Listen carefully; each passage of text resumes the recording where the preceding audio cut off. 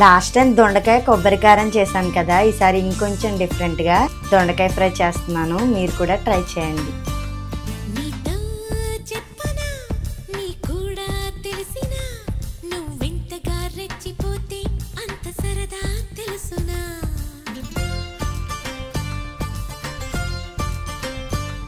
గారం చేసిన నయగారం చూపిన కనికారమే కలుగుతుంది, కష్టపడకే కాంచన.